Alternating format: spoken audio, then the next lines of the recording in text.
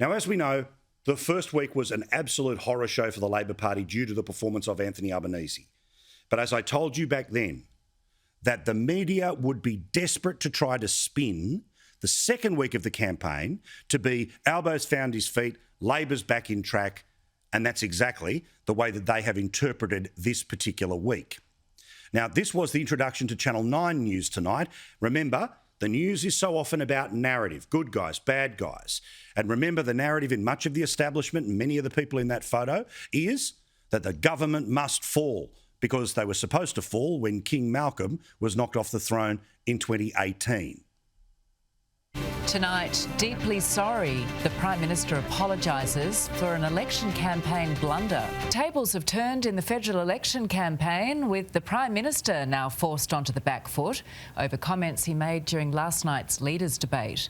And while there was no knockout blow, opposition leader Anthony Albanese appears to have scored a narrow win. So, remember, we can all add up, right? 100 undecided voters. Albo got 40, the Prime Minister 35, 25 undecided. In this system, unless you can break 50, you haven't won, and it means the prospect of that minority government.